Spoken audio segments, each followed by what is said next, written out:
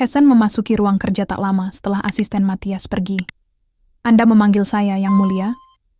"Apa yang terjadi dengan pencuri yang mencuri uang Bill Remer?" tanya Matthias. Masih ada jejak tawa dalam suaranya.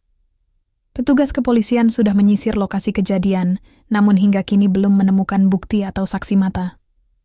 "Lalu bagaimana dengan biaya kuliah Layla Llewellyn?"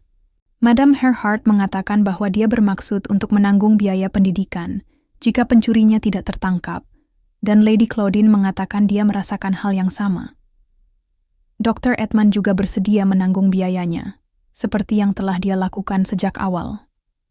Itulah jawaban yang diharapkan Matthias. Ia mengangguk, lalu mulai terkekeh lagi dan melihat berkas itu. Linda Edman adalah dalang di balik pencurian tersebut. Matthias sampai pada kesimpulan ini berdasarkan informasi yang terdapat dalam berkas tentang pria bodoh yang ditemuinya pada pagi hari kejadian. Di permukaan, Nyonya Edman tampak telah menerima pilihan pasangan hidup putranya. Namun, tampaknya Nyonya Edman diam-diam, jauh lebih mengancam dan ulet daripada yang terlihat. Tentu saja, sifat sejati hatinya tidak relevan bagi Matthias. Yang menarik baginya adalah Layla Llewellyn, yang tidak tahu apa-apa, tetapi bersikap seolah-olah dia tahu segalanya. Haruskah aku mulai memanggilnya orang bodoh? Menafsirkan keheningan Matthias sebagai pertentangan, Hessen mulai berkata, "Jika kebetulan Anda merasa berbeda pandangan, Yang Mulia." "Tidak," kata Matthias memotong pembicaraannya. "Aku menghormati keinginan nenekku. Aku tidak menentangnya." Saat dia memberikan tanggapan ini, Matthias merasa yakin bahwa Linda Edman telah mempertimbangkan kemungkinan-kemungkinan ini saat merencanakan rencananya. Pion yang disewanya mungkin tidak mengesankan, tetapi rencananya secara keseluruhan cermat dan sistematis. Dia tentu menyadari bahwa ada banyak orang yang akan maju untuk menanggung biaya kuliah, termasuk suami Nyonya Edman sendiri. Lalu apa tujuan sebenarnya? Sambil mengusap dagunya, Matthias tenggelam dalam pikirannya. Jika Linda tahu bahwa dengan mencabut uang kuliah tidak akan menghentikan Layla dan Kyle untuk kuliah bersama, apa gunanya membuat keributan seperti itu? Senyum sinis mengembang di wajah Matthias. Ia merasa seperti sedang mencoba memecahkan teka-teki yang menarik. "Suruh seseorang mengikuti Nyonya Edman," katanya kepada Hessen sambil menyilangkan kakinya. Matthias tidak lagi tertawa, tetapi suaranya terdengar lembut. "Nyonya Edman? Maksud Anda istri Dr. Edman, dokter keluarga?" tanya Hessen. "Ya, Linda Edman, istri dokter."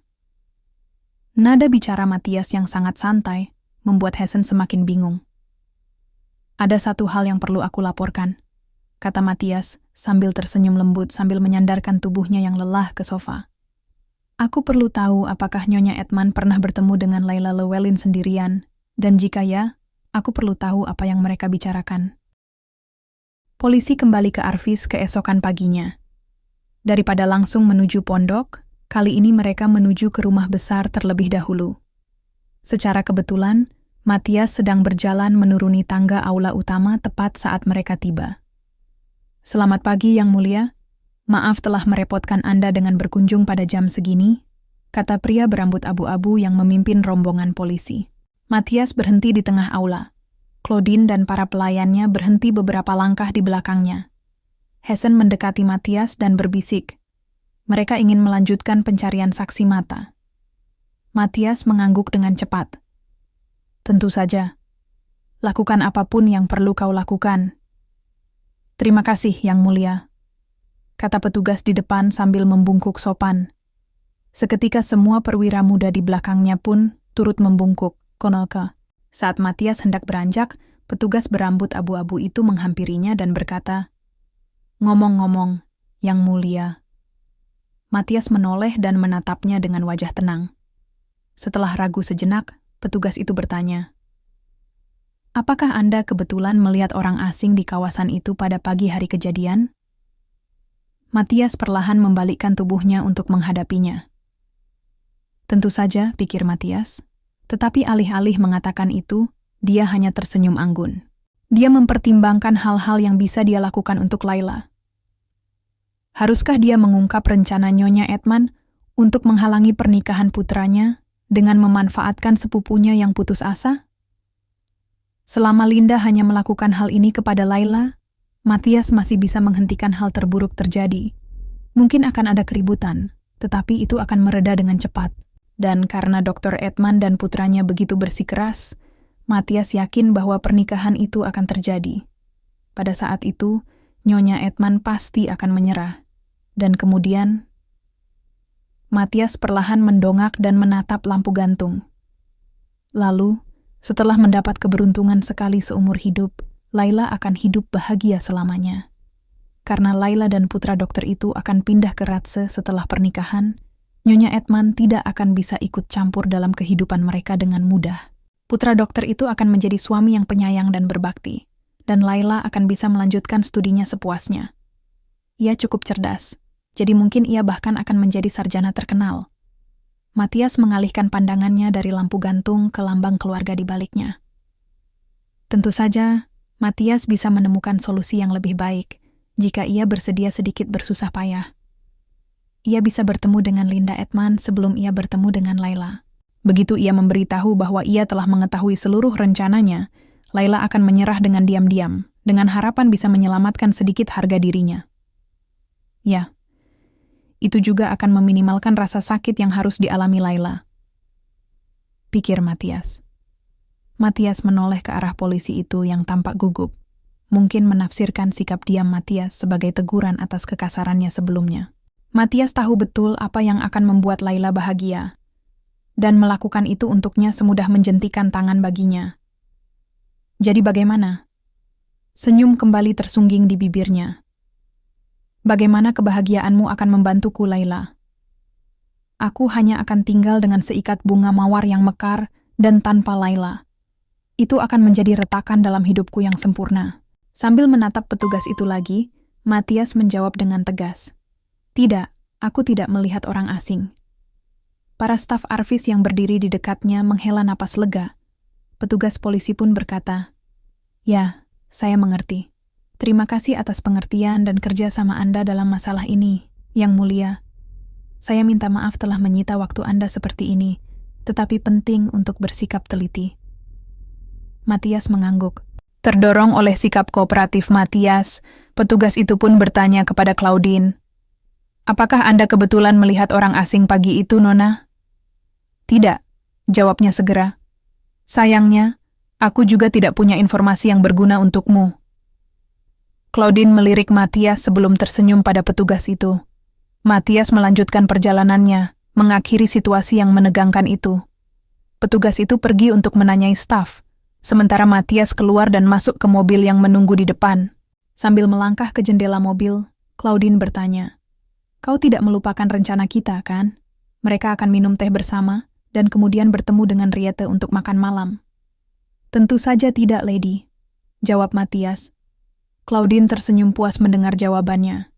Mobilnya kemudian segera berangkat. Saat mobil meninggalkan kompleks perumahan dan melewati jalan menuju rumah dokter, Matthias menatap keluar jendela dengan tenang. Dia ingin memberi Linda lebih banyak kesenangan daripada yang diharapkannya. Itu akan menjadi balasan yang setimpal atas semua bantuan dan kesabarannya. Di lain sisi, Linda mengenakan gaun lavender yang sopan. Ia hanya mengenakan sedikit riasan, dan topi yang dipilihnya elegan namun sederhana. Ia berusaha mencapai keseimbangan yang tepat, agar ia tidak terlihat mewah maupun lusuh.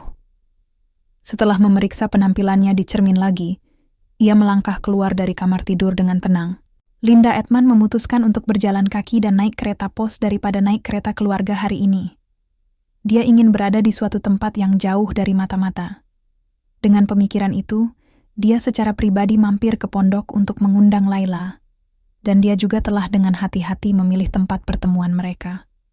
Saat Linda Edman menunggu di halte kereta pos, dia mulai bertanya-tanya apakah dia harus meneruskan rencananya. "Baiklah, aku sudah memulainya. Tidak ada jalan kembali sekarang. Aku harus meneruskannya." Demi Kyle. Saat dia bersiap, kereta pos pun tiba. Dia mendesah pelan dan masuk ke dalamnya. Linda Edman bersedia melakukan apa saja demi Kyle. Bahkan jika itu berarti merendahkan dirinya menjadi seorang penjahat. Di samping itu, kedai teh tempat Nyonya Edman mengundang Laila ke sana terletak di jalan kecil yang cukup jauh dari pusat kota. Karena datang lebih awal, Laila duduk di meja di samping jendela, menunggu Nyonya Edman. Jalanan di luar tampak terlalu sempit untuk dilalui kereta kuda. Di sisi lain terdapat bangunan-bangunan bata yang ditutupi tanaman ivy dan lumut, termasuk beberapa toko tua yang kumuh. Ruang minum teh itu sendiri juga kumuh. Tenda dan cat di jendela depan retak dan pudar, dan taplak mejanya bernoda teh. Tempat itu sama sekali tidak disukai Nyonya Edman.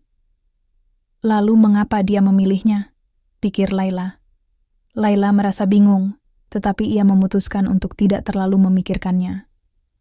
Ia tahu bahwa hal itu hanya akan membuatnya semakin cemas dan gugup. Ia sudah merasa tegang sejak perampokan itu, jadi ia tidak ingin menambah kekhawatirannya. Nyonya Edman mungkin hanya menginginkan tempat yang tidak terlalu ramai di mana kita bisa berbicara tanpa gangguan. Aku yakin dia punya banyak hal untuk didiskusikan, dan pikirannya terganggu oleh bunyi bel pintu yang berdenting saat seseorang memasuki ruang minum teh.